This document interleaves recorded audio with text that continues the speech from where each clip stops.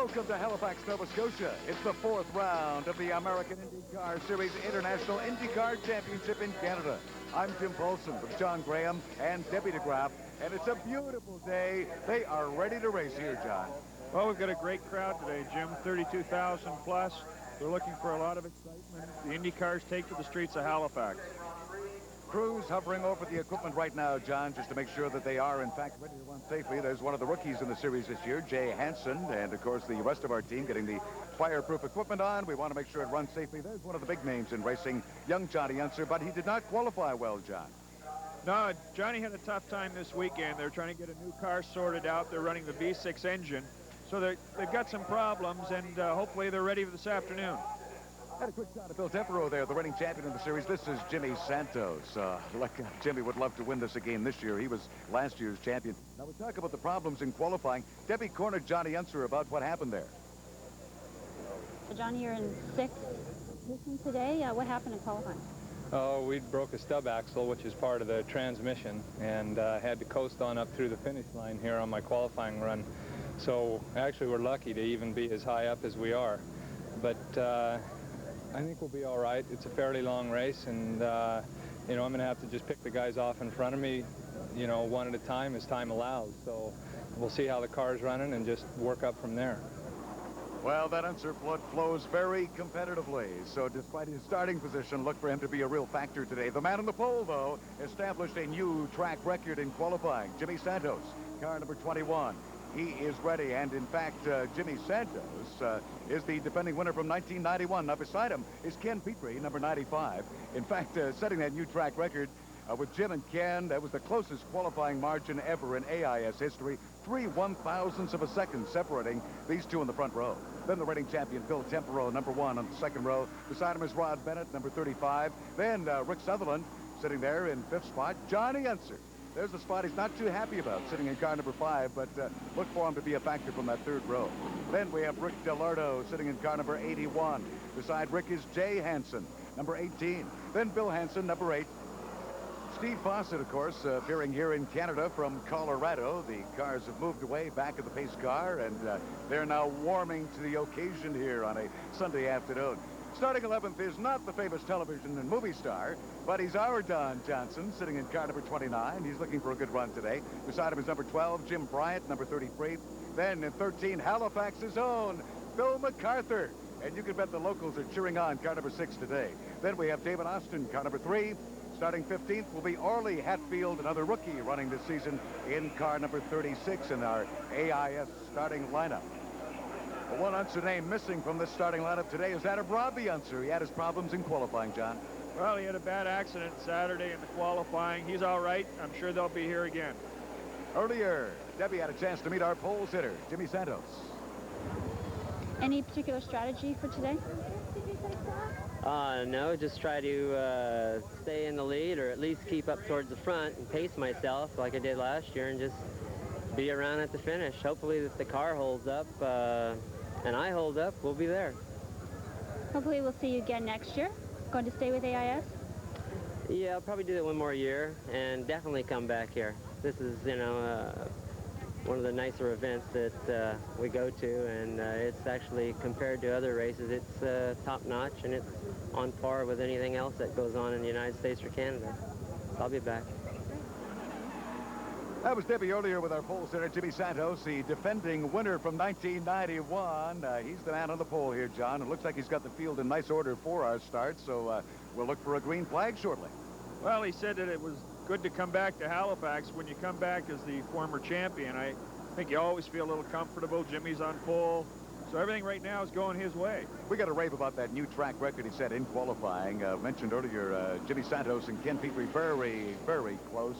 Closest qualifying margin they've had in American IndyCar history, and I wonder if the race is going to be that close. They got a green flag, John. Green flag. And our 3rd annual Moosehead Grand Prix is underway. And as they dive down into one, Tempero and Prix get together. Rest of the field coming through rather neatly, but look at this. It's a bit of a runaway for Jimmy Santos out of San Mateo, California, showing a lot of confidence on this start, John. Well, Jimmy's off to a real quick start. Like I said, Prix and Tempero got together down in corner 1. That let Jimmy get a bit of a lead. Jimmy wants to get away from that. I think there's going to be a real fight. I have a feeling that's going to shape up for second overall, although right now, Ken Petrie, who's here from Parker, Colorado, looks very strong in second place. And then it's Bill Tempero having to be satisfied with third off the top. For the reigning champion, he can't be happy with that, John. Well, you know, last year we saw Bill start the race and just, whoa! Bill MacArthur, our Halifax native, sitting here in car number 6, has taken Jay Hansen, who's thick in the rookie fight this season, out early. They're in corner 5, John. Unfortunate incident. Looked like Bill just didn't break in time. Let's get a replay. Well, it looks like he's just too eager to get into the corner too early in the race. Locks him up and nowhere to go. Well, that turn 6 area strikes again. Bill MacArthur takes it over gently toward the wall. Jay Hansen, second in this rookie fight this year, has got to be out of it. But we get back to our race leaders here, John, and still looking pretty good for Jimmy Santos out front. Well, the yellow, of course, will cause everybody to bunch up, but Petrie looks as if he's got in a little tighter now to Santos. They come through the course. In fact, they'll be back on this scene of the incident in just a moment or so. I'm sure that the marshals will give them ample warning. Certainly the yellows are waving there, John, as they approach that incident corner with Bill MacArthur again. Well, turn 6 has been an interesting corner. It's created a lot of problems now in the 2 years that we've used this circuit. Last year we had the situation with Jacques Villeneuve. He came flying into the corner. They come in from a very wide section of the track into a tight left-hand corner. Jacques, of course, collected the wall. Jimmy Santos got a little artistic on us last year, if you remember. He got the car sideways, wrote his name on the wall, was able to keep control and keep going. So I think this corner is probably where a lot of action is going to go down this afternoon. The other thing that's of note, Jim, is this year a lot of money's been spent on resurfacing the racetrack. This is the area that most of it's gone down. It's all new surface. There's Bill MacArthur. Looks like he's out of the car. We'll look for the helmet to come off now. He's obviously okay, John, but I tell you, for the many local fans that were cheering Bill on, this is his second appearance in our American IndyCar event, the Moosehead Grand Prix, and a very disappointing one for him this year. He had a much better finish last year. Well, it's a tough break for Bill. He did really well last year. He finished 5th. He made a typical rookie mistake this year. He tried to win the race in the first lap. It didn't pay off, but I'm sure he'll be back. Pace car leads Jimmy Santos, our race leader, around. We'll be back after this break, hopefully for a restart. Capital was founded in 1749 and is the largest city of all the Atlantic provinces. Its charm and sophistication combine to offer the best of the colonial heritage with a contemporary way of life. Thank you, Deputy Gruff. I'm Jim Paulson with John Graham, and we're back on the streets of Halifax for the Moosehead Grand Prix, and still sitting on a yellow, John, anticipating the green flag and a restart with Jimmy Santos still sitting in front of this field. Yeah, Jimmy's got the lead right now. Bill Tempero's moved back into second. Obviously, when we went to break, Ken Petrie snuck into the pits. They'll have to make one pit stop sometime during this race. I think it's a little early for him to be getting fuel, but he's at the back of the pack, and Tempero's moved up. I don't know if is the one pit stop required, John, or just something that if you're wise, you want to get in here as quickly as you can in this race. And now we've got the green start, and without that stop, there goes Jimmy Santos leading the field again down into corner 1.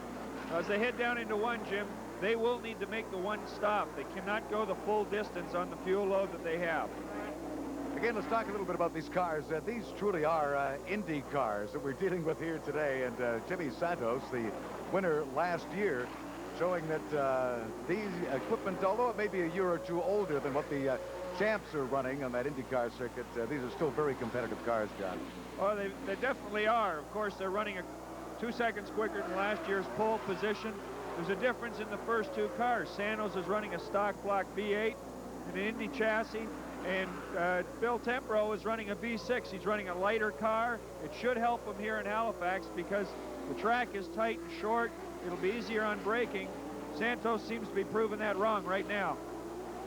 I wonder for some of the newer race fans, John, if they don't perhaps wonder how this March Pontiac V6 can hang on to the big March Chevrolet V8 as close as he is on this circuit. I'll tell you, the Pontiac is doing quite well. Well, again, when you look close, when Jimmy gets the straightaway, he gets the advantage. He gets away. There's the torque to get out of the corners. Tempero's car is a little lighter. It should be easier on braking, going through the kink and down into the braking. He'll close up. All running on methanol, of course, as has always been the case with our American IndyCar equipment. And I'll tell you, chat with most of these drivers here as we continue to watch Jimmy Santos out front, but Tempero remains a threat. Every one of these drivers would agree, John, this has got to be the premier race in the series. They truly look forward to arriving on the streets of Halifax every year, and they're putting on a great show again. Well, this is their third time back, third time for the event.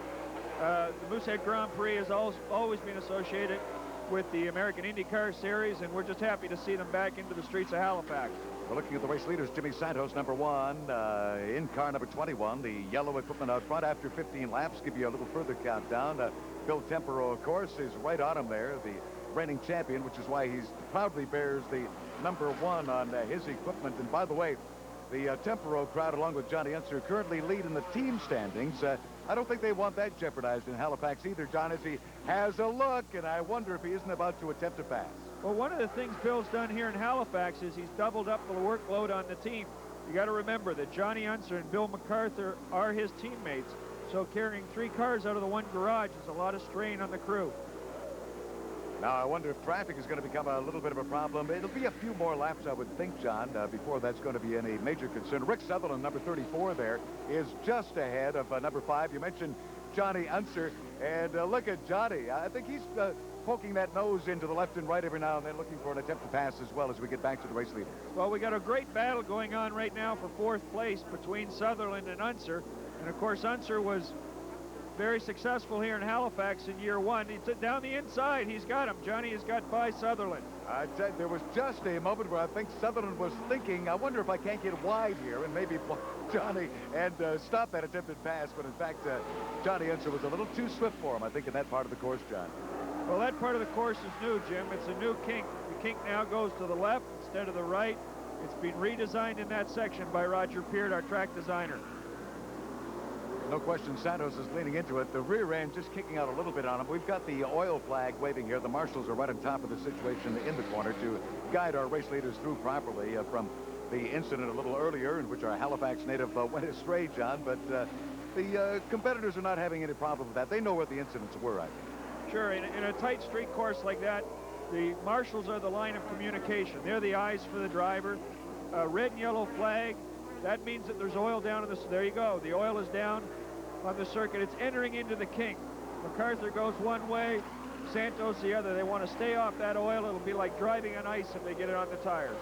Well, I tell you, if there was a moment where we thought Tempero was going to make his move, it was that one. Now, having watched what young Johnny Unser did earlier, I've got to feel that the teammate here, the team leader, Bill Tempero, wants the lead in this race. He's decided, Santos, you've left this and let it long enough. But I don't know. Now he drops back a length or two, John. Well, he's got number 1 in the car for one reason only. That's because he's the champion. I don't think Bill Tempero gives anybody the lead at any time. He should be able to get on to Jimmy pretty quick in the tight sections of the track.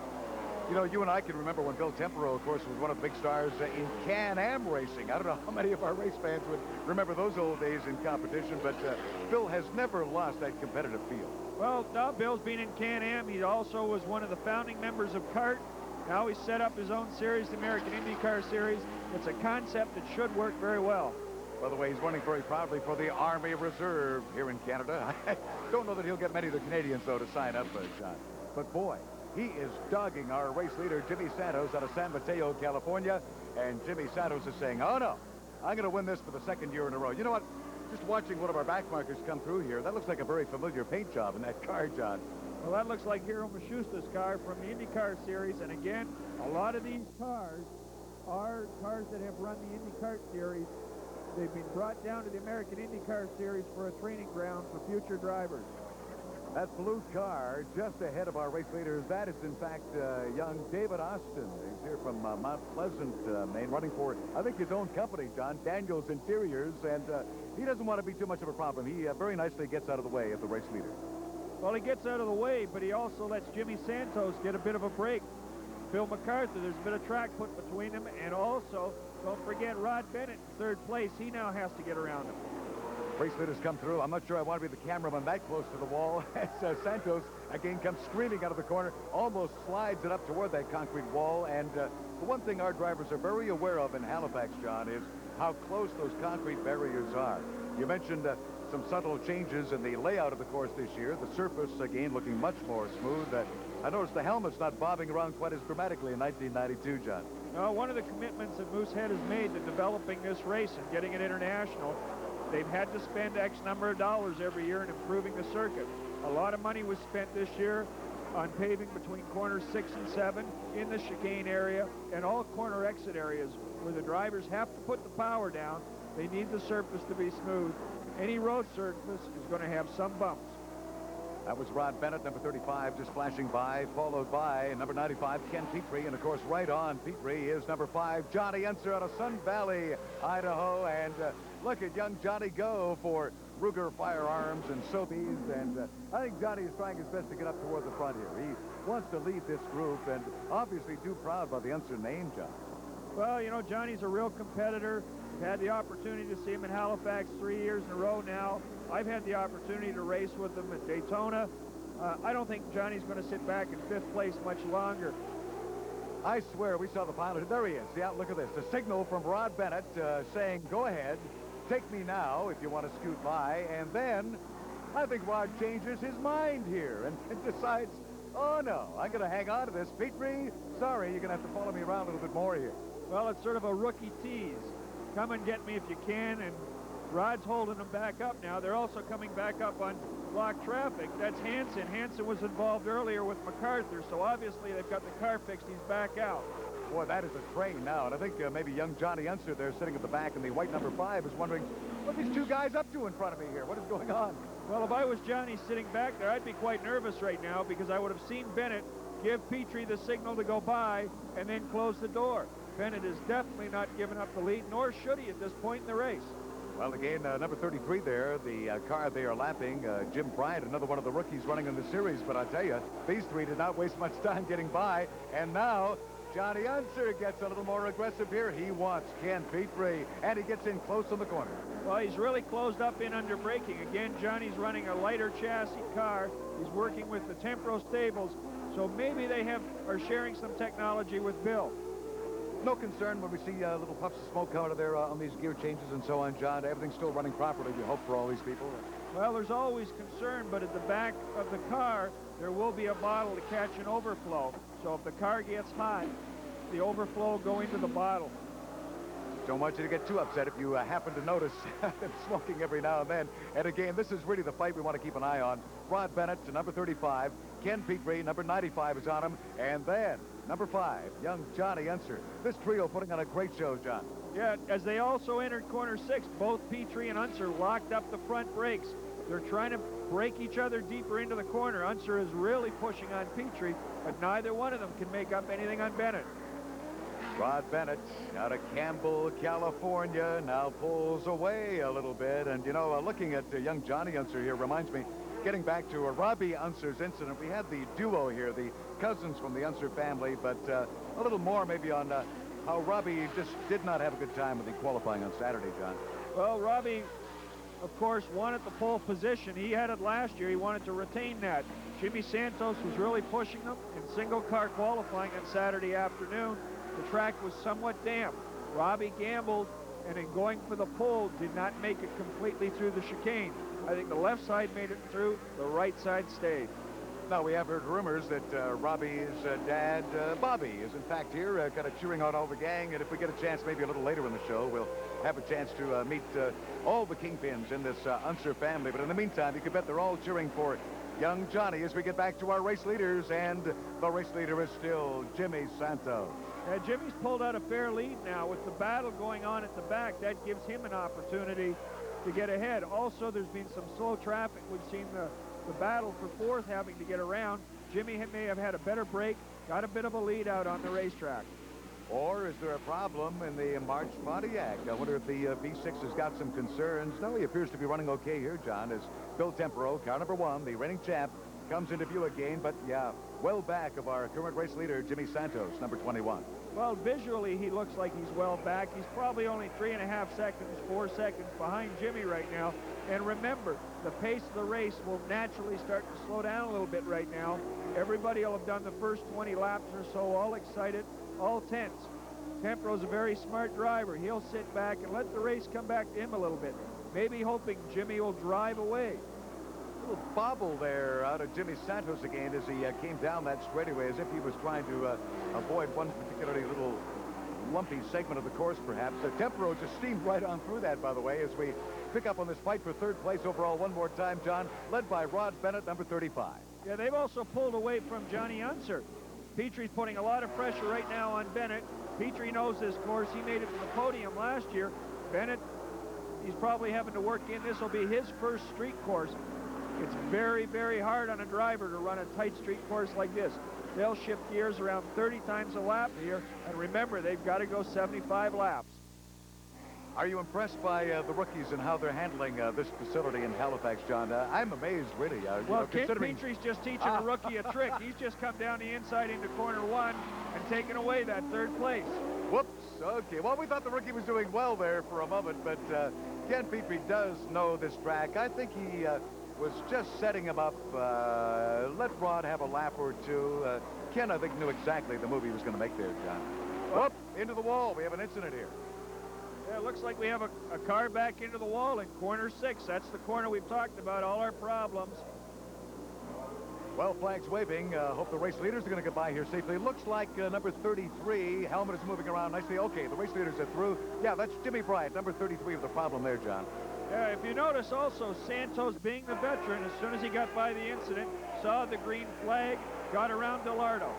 Here's a replay on the Bryant incident here. This is becoming a notorious corner, John. Well, it looks like, again, he gets in too deep. There's no smoke even from the tires. From this view, I can't tell what happened other than he just drove into that corner. I'll tell you, you think back and consider all the incidents they had in the Indy 500, for example, earlier this year, and thank goodness they're taking that concrete on that angle, though, John. So at least we're not seeing, the foot injuries and that sort of thing that could happen in this sport. Well, Jim, over the years, not only have they developed and redesigned the race car, they've done that to the racetrack. Our track designer here in Halifax is Roger Peart. Roger's most famous design is the Circuit Villeneuve in Montreal, a Formula One circuit. A lot of the ideas and concepts in that design he brings back into Halifax, and over the years it's progressed and become a very, very safe track. There are 1,400 7,000-pound barriers put down here and 37,000 feet of fencing in putting this track together here in Halifax.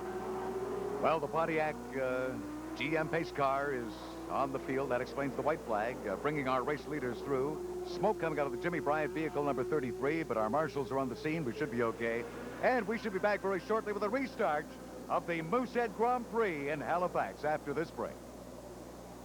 At the present time, with the support and the cooperation of the Halifax Citadel Foundation, major restoration work is underway that will restore the Citadel to its appearance of the late 1800s. The Citadel itself is the most frequently visited National Historic Site in the country, and visitors to the fort are provided with a range of services that include an animation program depicting military life as portrayed by the 78th Highland Regiment. And perhaps the most popular in some senses is the panoramic view that is afforded both of the city and the harbor. And the park is alive today with the American IndyCar Series Round 4 as the pace car lamps are off. He exits the course. Pretty good sign, John. We'll get back to a green flag here in a moment. After 25 laps down, a 75-lap run, by the way, total of 90 miles here in Halifax. Jimmy Santos, the race leader, followed by Bill Tempero. Ken Petrie sitting in third, then Rod Bennett. And back in fifth place, it is Rick Sutherland. I'll tell you, a good fight happening, especially for second, third overall, John. Well, we've got two good battles going on right now. Santos and Tempero, and then the two teammates, Bennett and Sutherland. I think they want to get at it one more time. Jimmy Santos, number 21. He won this last year. He feels very confident. He can make this 2 wins in a row for him at our Moosehead Grand Prix in Canada. Still a yellow in that particular part of the course. That's still our tricky section that they want to be aware of. And I don't know, did they actually get some heat into these Hoosiers when they wave back and forth, John? Well, that's the objective. They'll be going back and forth to get the tires up to temperature so they'll have better traction. And away they go. Uphill, they grab that green flag, and we're back to a race tempo. as in fact Jimmy Santos does not give away the lead to number 1, Bill Tempero, the reigning series champion. Bill looked as if he was a little asleep there. Santos got a great jump on him. Bill's drifted back. We again have a great battle now between 3rd and 4th place. Ken Petrie's holding off Rod Bennett. I love that new little sort of chicane, I guess, John. I wonder if the drivers can use that to their advantage maybe later in the race or with back markers. Well, one of the concerns you had in designing a racetrack like this with these type of cars is they can get to great speeds. They can hit over 200 miles an hour if they have a straightaway. We had to slow the car down in the design of the racetrack, put a chicane in, force them to go down to 3rd gear. They won't like us by the end of the day, but it'll get great racing.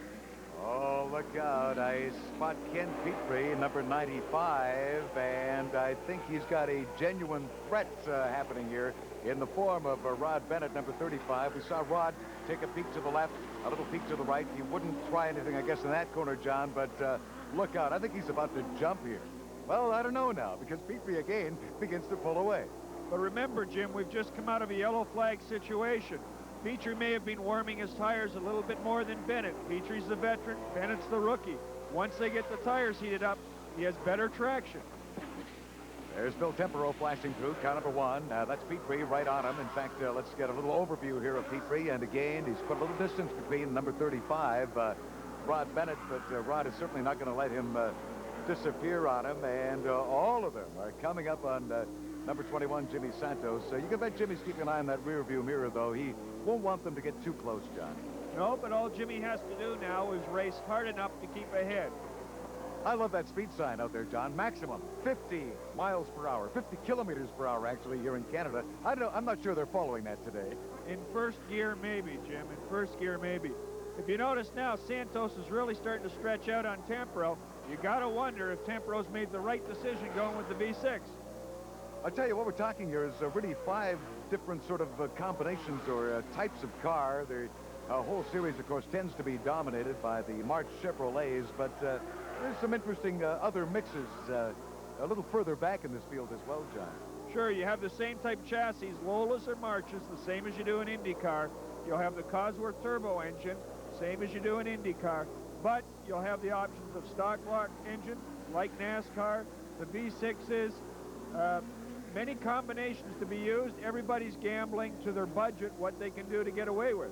If anyone has any questions about the American IndyCar Series, these are Indy cars, and I think we should point that out one more time, John. Yeah, as we look at Johnny Unser coming up on Rick DiLardo, Rick's got a double duty today. He's not only driving in the American IndyCar Series, he will debut in the MASCAR Series later on today. And that MASCAR Series is fun, and we might point out we had stressed, of course, the qualifying record in this particular event, round 4 of the American IndyCar Series. The fact is, for all of the support events, I think except one this weekend, John, new records were set on this new layout in Halifax. The track is working beautifully. Santos is also working beautifully. Again, the car got out of control a little bit, brought it back in. Jimmy showed us last year, he likes to let that car slide around. Problem is, he's got Tempero behind him. Every time he lets it slide, he scrubs off speed. Bill Tempero closes up. And Bill Tempero does not waste a breath in trying to take advantage. There's no question. I wonder if Bill isn't feeling a little more aggressive here, in that perhaps he's thinking that in Santos' case, maybe the rubber is giving away a little bit on him. Maybe it's time for Santos to make a pit stop. Well, the other thing, too, is going back to the yellow situation. Santos is running a heavier car. It may take Tempero a little longer to heat those tires up. Because he's running a V6, he's allowed to run a lighter car. Now, again, some of the field have grabbed that one pit stop that they would require in this race. Jimmy Santos, our defending winner from 1991, has got too much of a war happening with Bill Tempero. I don't know. These guys are going to have to flip a coin as to when they dive in, or when Santos makes the move. Maybe that's when Tempero will follow. Well, watching Jimmy race right now, it is his race. It's his to win or lose at the moment. I think he'll wait till a yellow flag or late in the event before he'd head to the pits.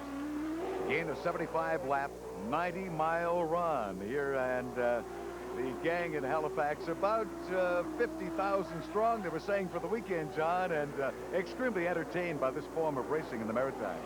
Well, we had a good crowd turnout today. The weather, unfortunately, was not with us on qualifying or yesterday, Saturday. We had a little bit of rain. Now we're back into the Halifax sunny weather thing they guarantee every time you come here. Well, let's go down trackside and meet one of the gentlemen from that sunny weather taking part in one of our support events this weekend with Deputy Bob is Peter Cetera. How was your first race in Halifax? It was wet, it was dark, but the people of Halifax and everybody involved with this Moosehead Grand Prix have just been the best, and that's what it's all about. And geez, I hope they ask me back. We'd love to have you. Oh, thank you. Oh, what is your racing background? I know this isn't your first race.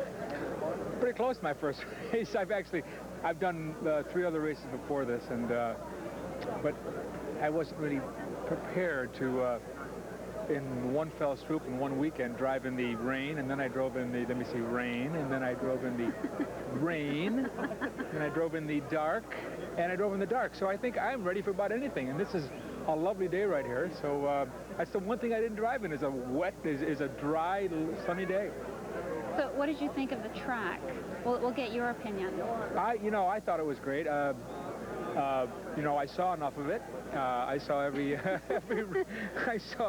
every side to side runoffs, a lot of tire barriers, and to me it was great. I need the borders on both sides of the track. To me, it keeps my car in there. So that's what it's all about. How does Halifax rate? Number one, definitely. Are you just saying that? No, I'm not. I'm flabbergasted. Everybody from the start, on down, everybody's been so wonderful. And geez, how could you not love it here? This has been wonderful, and I want to thank everybody. And we'll just keep making this thing bigger and better, I hope. I hope we see you next year. Thank you for coming. If you ask, I'm here. Thank you. Thank you. Bye-bye. Well, let's hope for Peter Cetera that, in fact, his new single in the pop charts makes it to #1 as well, John. You may remember him from Chicago, one of the great performers, and also a racer. I didn't know that. Well, he's a racer, but I wondered where the other driver was, the famous Martin Shenhall, who drove with him. Which one of the two drove better? It may have been Peter. That's right. Let's get back to our American IndyCar Series here, round 4 in Halifax, and I'll tell you, it is hot action up front here, still led by Jimmy Santos, number 21. There's Jimmy getting by one of our back markers again, David Austin, number 27, the old Hiro Matsushita blue entry. In fact, I noticed he is staying well out of the way as the race leaders come by.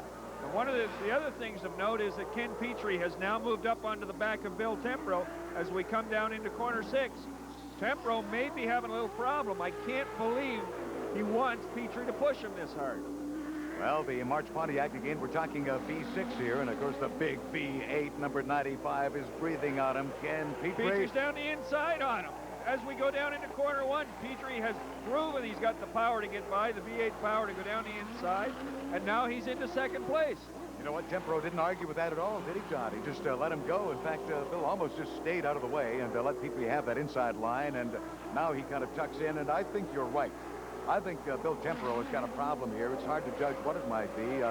Could be tires, brakes, rear end, whatever, but I think Tempro is falling off the base here. But not only that, Petrie has moved away from Tempro, but he's closing very rapidly on Jimmy Santos. So Petrie may now be just in a rhythm. A race driver will look to get in a rhythm. And on a tight street course like this, it'll be like a dance almost to the driver. They'll know the corners, they'll know the feel, they'll get the gear shift. Once they get in that rhythm, it becomes very smooth to them and therefore very fast onto the circuit. Number 95, Ken Petrie, the Precision Racing Team. We mentioned the Tempro Racing Team leading in the point standings there. This Precision team would love to get up there and challenge Tempro and Unser, and they're looking good, sitting in second spot right now, back of this man, Jimmy Santos, number 21. Jimmy's just missed a gear shift there coming through the kink. You hear the engine rev up. Again, maybe he's starting to see Petrie larger than he wants in his rearview mirror. Oh, look at this. Someone's screaming in out of pit row, and getting back into the battle now is number 35. Look out. Rod Bennett, the rookie, has made his pit stop. He's back in the race job. So Rod snuck in and got his fuel. We noticed that Petrie had gone in early in the race. Santos has not made a pit stop yet, nor has Bill Tempro. Okay, that's where a lot of the strategy comes into this now. Who has made the pit stop? Who has not? How is it going to affect our race outcome? And look at how close it's getting up front here. Ken Petrie, number 95, coming up on number 21, Jimmy Santos. Jimmy gains a little extra ground through that corner, and then once more, Ken Petrie comes into view. We also noticed back into corner one there, Petrie was locking up his brakes, and he was quite wide coming out of that corner. He is really starting to push. I'm not going to say erratic at all, John, but when he came out of that new chicane, he booted the car almost sideways. I think you're right. He's found a rhythm now. He's picking up. You want to make this course on as steady a line as you possibly can. He's picking up on the tempo that he uses in that line is what's happening. He'll also be running a lighter car than he has all race right now, Jim. Remember, he's burning fuel off. This is getting exciting, and we'll be back with our race leaders after this break. Wake up, hey Canada, wake up. Destination with a great variety of things to do and see. The beauty of the province is equaled only by the warmth and special brand of hospitality of the people. Thank you, Deputy Graff. A little peek at our Maritimes area. Jim Paulson back with John Graham, and after 40 laps down, Jimmy Santos still the race leader. John in car number 21. Ken Petrie, though, number 95, is right on him. Bill Tempero, our reigning champion, car number 1, seems to be dropping off the pace a little bit, or is he? We'll see what happens. And, of course, right there in number 5 is young Johnny Unser for Sobeys and Ruger Firearms. And, oh, look at this. Diving into pit row, the other Sobeys team member, Bill Tempero, grabs his pit stop, John. Yeah, Bill could now be coming in to get his fuel stop. We saw Bennett come out just before our break. He'd already fueled. No, Bill looks like he's rubbing his eyes. It may be over for Tempero today. Well, and that's hard to judge. We get back to our race leader. Bill Tempero was running third, was challenging, in fact, for the lead. He now appears to be gone. The race now totally in the hands of number 21, Jimmy Santos, and we hone in here on one of our back markers. That's David Austin, the number 27. One of the front-running rookies, though. Let's not put down the marvelous run that, in fact, David is having here in Halifax. Well, Santos is also having a great run as he gets by DeLardo, but Petrie is again in the back of the mirrors. 21, Jimmy Santos, very strong. And one less competitor now that he has to worry about. But I tell you, do not ignore the fact, Jimmy, that number 95, Ken Petrie, is still very much a part of this race. But I don't think he cares. He's feeling very confident at this point, John. Well, again, we go back to what we talked about earlier in rhythm. I think Santos has got his own rhythm going. We've seen that he likes to throw the car around a little bit more than other drivers. He drives sort of like Villeneuve did when we saw Jacques here last year, except he hasn't hit a wall. So for a Cano color, Jimmy Santos doing a nice job up front. Again, don't forget, here's the man who set that new track record in qualifying of 51.805 in 1992. And we knew from that point, John, that Jimmy Santos was going to be fast. Well, a lot of the times are quicker this year for most of the competitors. Not only does the track change, but a lot of resurfacing has been done. That's going to make the track quicker, and Santos proved how quick it would be. Jimmy Santos out of San Mateo, California, loves it in Canada. Why shouldn't he? He won here last year.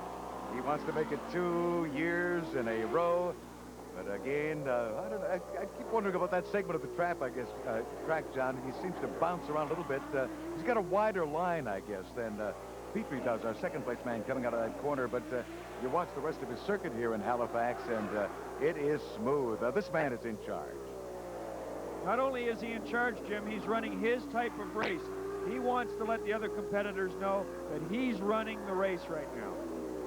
And, John, thanks to our special sponsors, Players and Sobeys, we have a race in Halifax. Sobeys, one of the major food chains here in the Maritimes. In fact, let's meet Doug Stewart, the president of Sobeys, and see why they're involved and how. We've sponsored a couple of cars, and we've also been selling a number of the tickets through our stores. And today is Sobeys Day, very pleased to say, the day with the main event. So we're kind of pleased with the involvement with the Moosehead Grand Prix. It's a wonderful community event here in Halifax. Sobeys is a very proud Nova Scotia company, and we're really glad to be associated with it.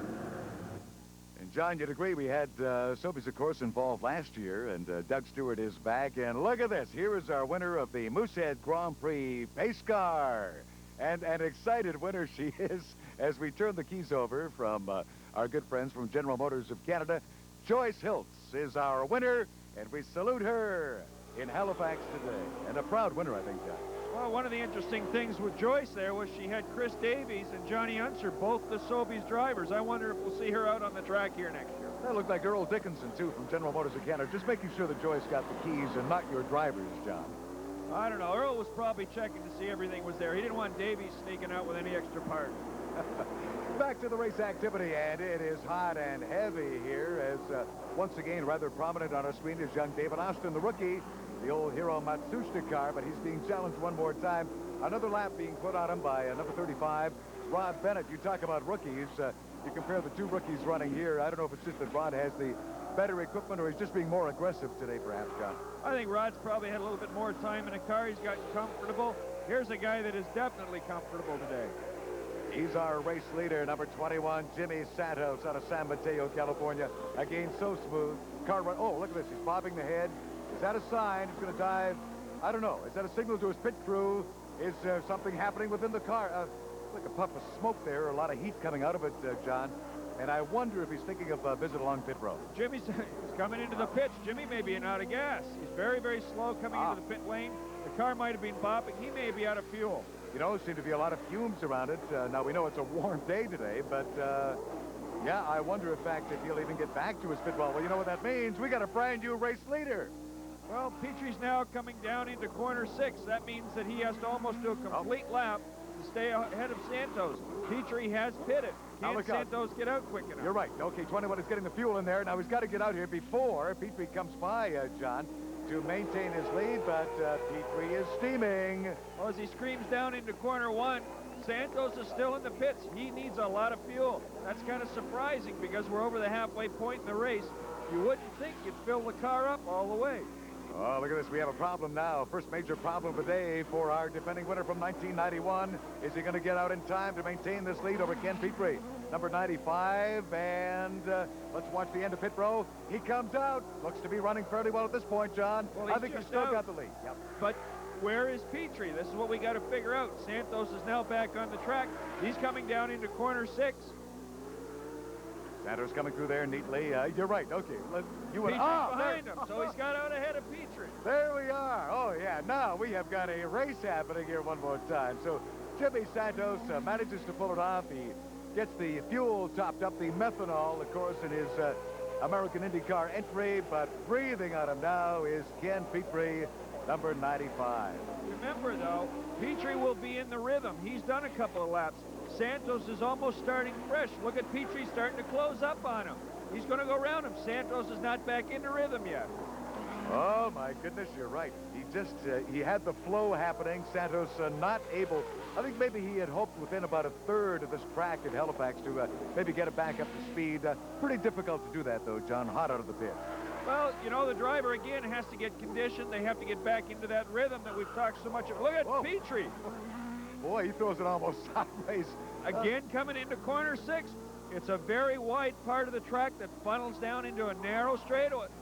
Jimmy Santos has hit the wall. Yeah, look at that. We saw that fencing bobbling there. There's no question. Santos has gone into it. Oh, now, a little different perspective here, and that was a major hit, I think, John. Well, last year we saw him write his name on the wall here. Now he's put a real dent in it. That car's gone. The front suspension.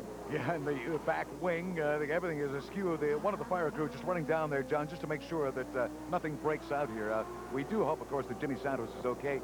He's not made a move yet. Okay, the helmet is beginning to bob. I think he's heat haze on the back. Yep. Fireman just put some water on the car. You see the heat haze coming up in the back. Remember, these cars burn methanol. It's an invisible flame. They burn at such a temperature you can't see the flame. Safety crew are on site. Jimmy looks like maybe he's on the radio right now trying to explain to the crew what happened. See him moving, getting out of the car. And Ken Petrie, number 95, comes by, our new race leader, already putting a lap down on Jimmy Santos, who's sitting there. But as you point out, John, the arm was waving. We got some water on him to cool down the situation. Jimmy should be okay. Jim, here we have a replay of what happened. Watch Santos come in. The car looks a little erratic. It's like he's pulling it through instead of driving it through. Looks like the car's just sliding on him now into the wall. From this view, of course, we don't get a good look, but he gives that wall a solid hit. Yeah, no question. He rattled that fencing, but fortunately, there's the good scene. Jimmy Santos is out of the car, and our race medical director arrives on the scene, John. Well, Tony Ian will come down, take him back to race medical. Any driver involved in an incident will have to go to medical. We're under yellow. We'll take a break. We'll be back. When life takes an unexpected turn. I'll get the car. Prix from Halifax, Nova Scotia, and the race is under yellow. We've lost the race leader, John. Well, Jimmy Santos had a coming together with the wall in corner 6. That's the corner that we've seen a lot of incidents in this track. It's funny, in the design of the track, we thought it may be places like corner 1, maybe the chicane, but corner 6 seems to have claimed all the victims. A pretty straight on line being taken by our new race leader, Ken Petrie, number 95. Oh, there he bobs around a little bit. They're trying to get some more heat back into these Hoosier tires, of course, in anticipation of the restart. Should be back to green very shortly. A good friend Jim O'Donnell from Mackenzie Financial has brought along 3-time Indy winner Bobby Unser as a guest in Halifax this weekend. And if anyone can compare these cars to the Indy 500 cars, Bobby can. Well, these are Indy cars that are here, and for the most part, they're powered by Chevrolet V8 engines, 355 cubic inches, which I think is really what AIS should stick with. It's cheaper. The whole series is meant to be a cheaper IndyCar type of a series, which it is IndyCars. The engines, if everybody would have them, makes a lot cheaper racing, and a lot more guys can afford to get into this type of racing as opposed to the Indianapolis cars with engines, for example, costing $125,000 a piece, plus the turbocharger and many other things. And these engines are only about $25,000 a piece. Well, these $25,000 engines are roaring in Halifax, and look at this. The roar picks up now, John. We got a green flag. Back to race tempo. Ken Petrie, number 95, is out in front. He's out in front. We got a great battle going on for second with 2 teammates. Cold tires there. You saw Sutherland get on the power. The car get away from him a little bit. Okay, sitting in second spot is number 35, Rod Bennett. He's the rookie. Rick Sutherland, the vet, number 34, is right on him. And then, of course, 81, Rick Delardo comes into view out of Illinois. And the rest of our field. Good fights happening all down the line. And speaking of Unser, look at young Johnny try to make a move, and maybe successfully, John. Yeah, he got down the inside on Delardo, and Johnny's now going after 3rd place. Johnny Unser makes his move for Sobeys and Ruger Firearms. Well, we still got half of the Bill Tempero race team, and that one half of the team that remains, John, is looking pretty good at this point. Oh, you know, Unser's been in and out of the scene all afternoon, and maybe he's just planning to get tied up here with the leaders now. Once again, our race leader is Ken Petrie, and number 95, looking very confident out in front on our restart. And actually, it's been rather incident-free so far, so we'll keep our fingers crossed that that will remain the story today, John. But look at number 35, Rod Bennett, come on. Well, not only is Bennett coming on, he's got his own teammate Sutherland to worry about, and you got to start to wonder, is there any team orders? How are these guys working together? They've been sitting 3rd and 4th, 2nd and 3rd together all afternoon. Let's remember, number 35, Rod Bennett, by the way, is the current rookie points leader, and I would think it's important for Rod to hang on to that category in this race as well, John. They want those rookie honors this year, as well as, of course, the overall win. But there's nothing like being a rookie and winning your first event in your first season, and I'm sure Bennett has that on his mind as he now tightens up on Sutherland. You know what? He is really making a move here. In fact, on Ken Petrie, number 95, running out in front. And look out for this rookie. You're right. He wants to impress. Maybe he's trying to impress Bobby Unser. I don't know. The fact is, a lot of the folks that are competing in our American IndyCar series, as in many other race series, John, are looking forward to stepping up. And this can be one of those great steps on that staircase to stardom. Well, sure. One of the rumors we hear this weekend is that Robbie Unser is going to go to kart next year with the team that he's raced AIS with. So it's definitely a stepping stone situation. And once again, we see Petrie being pushed and locking up that front brake.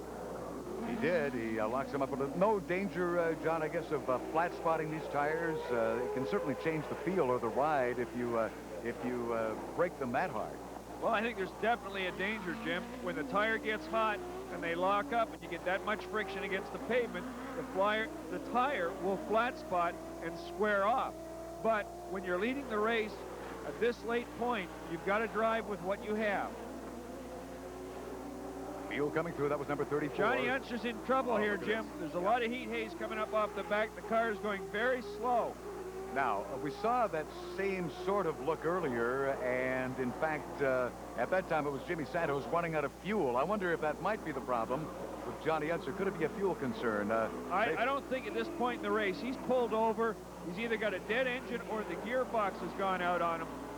Isn't that a shame? Johnny Unser, who was a true threat for our race leaders, and looks like Johnny is done for the day. I tell you, a lot of our good friends from Sobeys are going to be a little upset about that as well, John. Well, Johnny's had a tough time here at Halifax. He's always hung into the end. Unfortunately, the car's let him down this time. Oh, a little bobblehead getting up close to that wall was our race leader, Ken Prix, number 95, but he's okay. They come back in this yellow area. The flags are waving. Actually, the car, Johnny Unser's car, is still sitting in a rather dangerous spot there, John. The marshals will be out there all over it at this very moment, in fact, trying to get it out of harm's way. Well, one of the things the race fans might notice about the marshals in Unser's situation and possibly Santos, they'll go to the car to see if the driver needs help. The marshal is not to get involved in getting the driver out of the car. In Unser's situation, we know the car's pulled over, he's okay, but in the Santos situation, it's not the marshal's job to start lifting or helping a driver out. It's not that they're not doing their job. They are by communicating to race medical, etc., what should go on in that situation. Well, very disappointing weekend for our friends with the Unser family. Robbie Unser, the Ultramar March Cosworth, having its problems in qualifying on Saturday.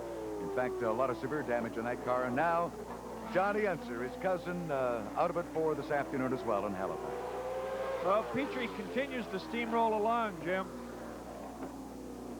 City of Halifax very much behind this event as we watch young Johnny Unser unlock the steering wheel. He's out of the car. In fact, Debbie has got the Deputy Mayor of the City of Halifax, Bill Stone, with us today. Bill? Well, I think this is a great thing for the city. It provides a lot of employment to our citizens. It certainly encourages more participation. This is an awful lot of volunteers that take part in this. And I think most of all, it helps to put the City of Halifax on the map because this is international in scope, and it encourages people from all parts of Canada and even the United States and further countries to come to our city. It's not just for today, it's for the future. What it does for the city as well is that it provides, there are some concerns initially because there is some noise factors, but what I would like to say it's short-term pain for a small number of people for a long-term gain for the City of Halifax. And certainly, as Johnny Unser now gets out of car number 5, we want to thank all the fans who come out and support this effort in Halifax. And I think Bill made a good point in stressing the volunteers, too, John. Well, this race is all built on volunteers. You have over 500 people here helping getting the event going. All the marshals you see around the track, those are people that are giving up their time to make this race happen, and we do appreciate it. There's the rundown, our top 5, the end of 60 laps. It is a 75-lap run, a total of 90 miles here on the temporary street course in Halifax, Nova Scotia. And our race leader, number 95, Ken Petrie, is very much a leader at this point, John. Well out in front. Well, he's got a good lead, Jim, but as we've seen before, any incident can bunch the field back up, bring the race back. Well, Jimmy Santos led the first half, well over the first half, in fact, of this Moosehead Grand Prix. There's no question he's going to have led the most laps, in fact, but I wonder if Petrie is even going to be challenged here. He looks so strong at this point, John. Well, on that last camera shot, we saw Rod Bennett starting to come back. Again, we talked about the heat of the tires, setting the car rhythm. That could be happening right now. I don't know about race communication here. I would imagine some of these teams anyway would have communication with their pit area. You don't want to get too lax when you have a rather handy lead in any race category, of course, John, and I just hope that maybe the concentration that Ken Petrie has or his focus is not going to be broken here if he tends to dominate. Well, Petrie, as we've seen in 2 years now of racing in Halifax, he's very determined. He goes very, very hard at the car. He also has very good equipment. Ken last year finished on the podium. This year, he definitely looks like he's headed that way. Now, remember, he was the winner in Denver. That was their last event. That was round 3 in this American IndyCar series. He'd love to make it 2 wins in a row. And I guess as importantly, he wants points for this precision racing team. They're still sitting back of Phil Tempero and John Unser in that category, John. Well, he's going to want to change that number 95 to number 1 next year. Again, everybody's looking to move up, and he'd be looking for a nice championship by the end of this year. The fans are having a great time. Not just trackside, they're on the roofs in Halifax, in fact, as our race leader now comes up on one of the back markers one more time. That's young David Austin, number 27. He's running the old Hero Matsushita vehicle, in fact, in this competition this year, and he's taking it cautious, but confidently. And we go back to the volunteers, Jim. We talked about all the different people. One of the things that's also of interest here is we have groups from all parts of the country. The marshals that run the track, they're all based in the Atlantic region here. Terry Dale, our race director, is out of Ottawa. Wayne Pollock and a number of the people working with the fire crew are based in Montreal. So this race really is dependent on a lot of volunteers from Eastern Canada. Ken Petrie, we're watching number 95. Our race leader, not a problem with this car. Looks so smooth as he continues around the course in the Big March Chevrolets, the Chevrolet Mills that Bobby Unser was raving about earlier. Every now and then I keep thinking again, I see a little puff of smoke. I'm sure that as Ken sits in this car, it gets to that stage of the race, too, where he's going to be worrying about every little sound that he hears out there, John. Well, you can tell Bobby Unser's an experienced driver who's getting a lot of money. He only said that they only cost $25,000. I'd like to only have one of them. I'm wondering if Petrie has got any fuel concerns. Is everything working properly for him? I know it becomes very tense as you get toward the crunch in any race activity, but looks very good motoring at this point. In fact, I'm not sure that he's backed off the pace at all, but very smooth coming through these corners. Well, that's a good point, Jim. If he does back off, his mind is going to start to wander. He'll start thinking about those other items. He really doesn't want to. He wants to run that pace. Every time he goes by the pits, they'll show him a signal or be on to him on the radio, and he'll be racing against the clock right now to keep that concentration level up. I'll tell you, for all of the competitors here today in Halifax, we've been very fortunate so far, John, in that there have only been 3 caution periods. 3 times the yellow flag has flown, and Ken Petrie will be just as happy if he doesn't see another one as young Johnny Unser now walks away and leaves another race facility for another day, but he'll be back. Well, he won't be too happy, but you're right, Jim. He will be back. You know, the Unsers will go sit down and think about it and get ready for their next race. Second flag is not far away. We'll be back in a moment. And Debbie DeGraff in Halifax, Nova Scotia. It's round 4 of the American IndyCar Series, led by Ken Petrie here in number 95. And I think the real fight that is shaping up is for second overall at this stage of the race, John, as our leader begins to run away a little. Well, he's not only run away, the back 2 now, Bennett and Sutherland, the teammates are starting to fight each other for that position. So that's drawing them back a little bit. Now, of course, you want to go for, as I had pointed out earlier in the show, some of those team points. I don't think they'll want to jeopardize that too much. There's a little separation there between Rod Bennett, number 35, and then Rick Sutherland, the senior member, perhaps, of the crew. As you can see, they're certainly within striking distance there, John. Well, Bennett's coming up a little bit now on Petrie, so maybe what the teammates have decided to do is to stop racing each other and start working together in hopes that they can get back at Petrie. Again, I'm sure that Ken Petrie is going to be aware that that sort of team strategy could be in effect. There's really no way, I guess, John, the teams can assist each other in this form of open-wheel racing at this stage. Well, they can assist each other, Jim, in backing off and not pushing as hard or challenging each other for the corner. If there is a team order, Sutherland will sit back and let Bennett drive him through the corners instead of fighting him for the corner. There's no chance for team tactics for Ken Petrie, number 95, out in front, but he's got a good, clear run. We don't even note that many of the back markers being a problem at this stage for him, John. I would say when you get to this stage of the race, but now look at these 2 teammates. You're right, I'm not sure that this war is over yet between these 2. No, Sutherland's moved right up on Bennett, and Sutherland's taking a wider line. He's faster right now on the racetrack. Petrie will get the message from his crew as he goes by that he's getting some heat. Well, now I wonder. Rod Bennett, number 35, is in front here for the oil changer wheelworks crowd, but Rick Sutherland seems to bob to the left, bob to the right. I get the feeling he is, in fact, sizing the rookie up here and may yet have a go, John. Well, Sutherland's using more of the track, and when a driver starts to use more of the track, he is faster on the circuit. He's not being as restrictive, not trying to hold the car in as much. Sutherland is definitely trying to make everything work to his advantage. Well, you can bet that Rod Bennett has got his eyes on the rearview mirrors there. Not that he wouldn't trust his teammate, but how much of a challenge is he going to be? There they are, 1, 2, 3, and actually there's still a lot that could happen up front here. All you need is one bobble, John, and the complexion of this entire race can switch right around. Well, it's changed a couple of times on us today. I mean, we thought Santos had control of the race. We thought he was very comfortable. Then we saw Tempero in that situation. Now Petrie's there, and of course, he's getting pressure. Now again, Ken Petrie, the winner in Denver, would love to make it 2 in a row here in Halifax. He wants this victory. This team fighting for second place right now, or will they just accept second place? They want as many team points as they can gather, and maybe even a win. I was pointing out with Rod Bennett, by the way, sitting here at number 35, that he's our rookie points leader. The fact is, you know, when you consider the fact, John, that we lost Jim Santos a little earlier, if Rod was to get a good finish in here, there's a good chance this young man could actually take over the lead in the series. He's had that good a season.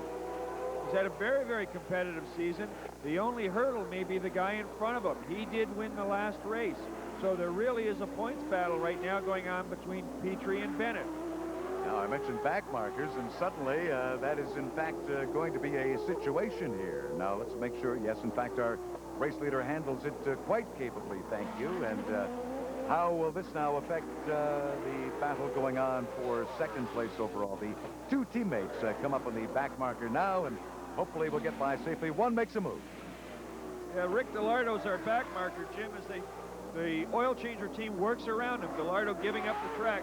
Rick Delardo's driving for the local provincial electric company. He's also appearing in the MASCAR race that will run later today, so he's doing double duty. And let's not ignore the fact Rick Delardo is still sitting fourth overall. The three race leaders have now managed to put a lap down on him. We mentioned the support events this weekend in Halifax. Record-setting they were. New qualifying record set with the SO Protec 1600 race crowd as they all burn away down into corner one here at Halifax. This form of open-wheel racing, always exciting in its own way, John. Well, that's also the first time we've seen the standing start or the suicide start, and it was something the crowd loved. This young man, number 18, just back of the Pontiac pace car, Jason Carvalho, looking for his first win today. And another competitor of note, Major General Lou McKenzie. He led our troops in Sarajevo for the UN. We're proud to have him in Halifax. And I think the General is happy to be back in a race car as well. There they are. They were the champions of the SO Protec 1600 run. Jason Carvalho got the win in number 18. Walter Kohler second. The man who wins the championship, though, finished third today. Stephen Adams in car number 1. Another series we had here in Halifax, Jim, was the Track Tour Series.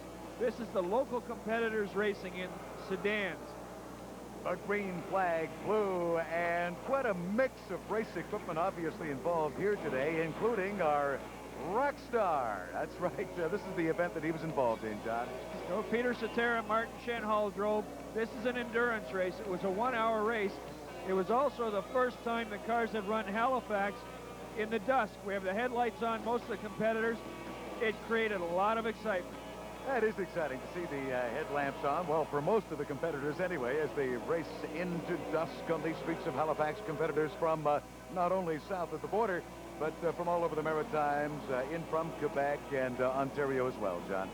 Well, it gave everybody an opportunity to get that Le Mans feel.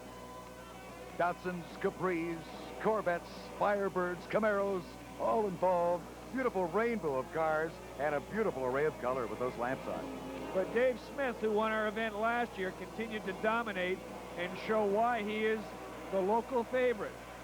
Dave has got that GT1 Camaro cooking beautifully, even into the dark for the Courtsworks crowd out of Bedford, Nova Scotia. And car number 88 ends up on top again of this year's awards platform. I guess the one thing that Dave discovered this year was it can be a little different when you're racing into the night too, John. Well, one of the things they'll have to do here is to readjust their mirrors. Obviously, you're going to see the headlights of the guy behind you, but how many guys do you want to see? You want to turn those mirrors down. I tell you, there weren't many spectators who left early on this day. It is a special excitement seeing those headlamps on and watching this array of cars race into the night. Dave Smith grabbed the win in number 88. Dale Mackay out of Bedford, Nova Scotia, finishing second. Then Eugene Pettipas in the Corvette grabbing third. And then we had some of that good V8 thunder. The MASCAR Tour. Renowned, I might point out, in the Maritimes, John. Well, this is their third race on the road circuit in 3 years. Every year, these guys get to try the road circuit. It was a great show this year.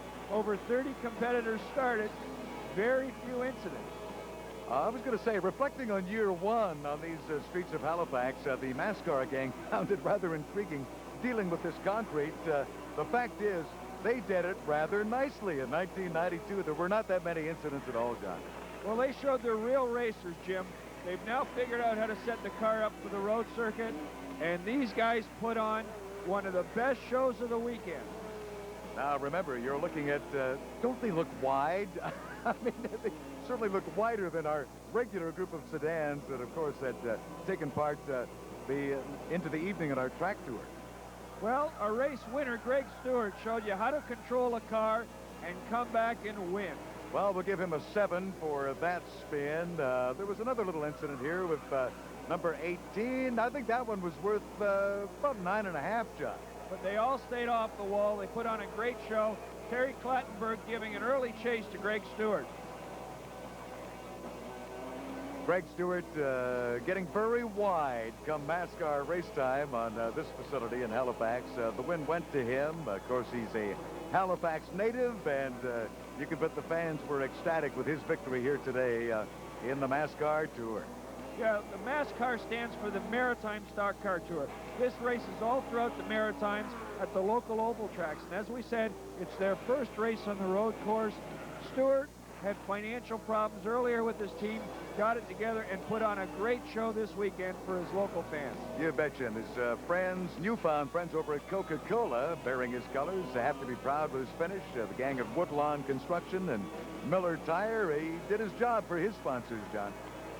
Well, that's what you got to do. It's a business, and they took the business to the streets. Winner again, Greg Stewart. Bob Ewell out of Seaforth, Nova Scotia, grabbed second. Mike McKenzie from Dartmouth, third overall in MASCAR. And now back to Ken Petrie, who is thundering through as our AIS event continues. We talk about all this record-setting activity in the weekend. In fact, in all those categories, John, the qualifying records were all shattered, including the race action we're watching right now. After 70 laps, Ken Petrie, number 95, our race leader. What a fight, though, going on for second between the teammates. Rod Bennett, number 35. Rick Sutherland, number 34. Rick DeLorto may be a lap down at number 81, but he's sitting fourth overall. Now we got a great battle now going on for second place. The two teammates are at it again, Bennett and Sutherland. Bennett's got the point at the moment. How long will that last? And there's the race leader, Ken Petrie, number 95. The key here is for him to hold off these teammates. And these teammates, I don't know if they're going to cooperate or not. They should really cooperate with each other, as we pointed out, John. Rod Bennett, the rookie, in front of his teammate, Rick Sutherland, number 34. You got to remember, Jim, we're at the end of an hour-and-a-half race. They've been pushing hard all afternoon, and Peachy really has not had an opportunity to relax. There's a little bobble there we noted out of Rod Bennett. Maybe just a hint of rookie coming through for, thank goodness, just about a 100th of a second, John, but he's got it back under control. Well, he's taking a different line as they come up over the hill. Both Petrie and Sutherland were over to the right-hand side of the racetrack. Bennett tried to straddle it. Ken Petrie, he wants his second win in a row. Can he do it in Halifax, Nova Scotia? He did it in Denver, Colorado the last time out. Oh, you can bet. Oh, look at this. He locks him up, John. He's definitely on a roll, but he's being pushed. And if you also notice, as he comes into corner 6, he takes the middle of the track. He's holding the car in tight. He's not going as fast as he was earlier. Definitely Bennett looks to be the fastest guy on the track right now. I don't know about even locking up those brakes. Let's keep an eye on Petrie. I'm wondering if, in fact, he hasn't got a problem with the transmission, which might be contributing to these lockups. Let's keep an eye on him here, John. Well, if he would, Jim, he wouldn't get out of the corner as quick. He still seems to accelerate away. The problem is coming into the corner. I think he could be tiring, or he has the one brake that locks up all the time, so the bias could be set or offset right now for him. Now, another thought here, Ken Petrie. He pitted early, if you recall, in this race. I think around lap 24. I wonder if that maybe didn't work to his advantage. Although, I tell you, he's got a fight on his hands here at the finish, John. Well, he certainly does. As they come up to lap Austin, you can see Petrie's getting pushed now by Bennett. So it'll be very important where Petrie can get around Austin. Reminder now, David Austin is still running 5th overall, but he gets out of the way. Let the race leader by here. You don't want to interfere. No, he does not want to be responsible for ruining the race for Petrie. So he's let not only Petrie by, but as we saw, Bennett got by in the inside. Ken Petrie, number 95, leads the field now. The second, third place cars managed to get by David Austin as well. Rod Bennett is okay in number 35, Rick Sutherland in number 34. And actually, I think Austin held up that fight for second a little bit, and that's worked to Petrie's advantage, John.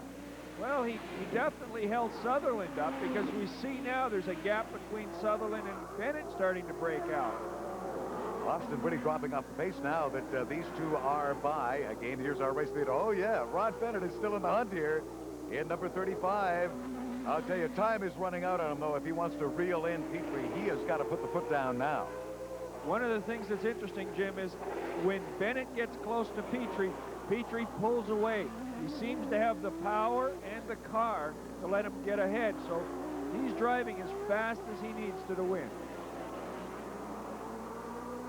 Could yet be an exciting finish here in the 4th round of the American IndyCar Series in Halifax, Nova Scotia. Through that new dog leg, as we'll refer to it here toward the end, comes our race leader, 95, Ken Petrie, up to the corner one more time, through neatly, safely, looks to be in control, but Rod Bennett, number 35, still in striking distance, just a few car lengths back. Yeah, he turns down into corner 6, Jim, for possibly the last time, and Bennett is really coming in. He's starting to push. Look out, that 4th place man, Rick Gallardo, is sitting in front. This is car number 81. They want to get around him safely, and checkered flag falls. He makes it to the finish line on time and safely, John. Well, Petrie now can relax. He's done his job. He's been pushed hard after him, which may have helped him a little bit. He hasn't had to sit back and worry about what the car feels like. He's really driven a solid race. Well, Ken Petrie does it. He gets that second win in a row that he wanted so badly this year, John, starting on the outside of the front row, and he's brought number 95 home. And look at the formation now the team have right behind Ken. Well, Bennett and Sutherland have come up and congratulated him, but Petrie still is going to hold that lead until he gets back to taste the champagne. He won't mind the sting of that champagne in his eyes at all. Ken Petrie with that second win in a row, and here he comes. A big proud wave to the crowd in Halifax. We'll be back in the winner's podium right after this. Kurt Hart, Canadian Olympic medal winner. I work hard to be the very best. I train hard every day, and that leaves my hair in a sweaty, tangled mess. That's why I use this, Pert Plus. Sure, I've tried some other 2-in-1s, but for me, Pert Plus is the best. Pert Plus cleans thoroughly and conditions better than some other 2-in-1s, leaving your hair easier to comb, in control, and looking its best. Pert Plus, a winning combination for great-looking hair. Wait! I'm having a snack attack! Captain Nibbler, to the rescue! With cheese nibblers from McCain, the delicious, nutritious snack that satisfies your sudden hunger as only the taste of real cheese can. We're having a snack attack! McCain makes nibblers from cheddar, mozzarella, Monterey, marble cheese, and convenient single snacks and multi-packs. So when you feel a snack attack coming on, grab a McCain cheese nibbler. Now available in pizza and nachos. Down there, this mask comes in handy. But when it comes to underarm motor, a mask won't help at all. That's why I use Old Spice deodorant. It doesn't just mask odor, it helps stop problems before they start by killing odor on contact. I mean, with this kind of odor protection, who needs to hide behind a mask? Kill odor, don't mask it, with Old Spice deodorant.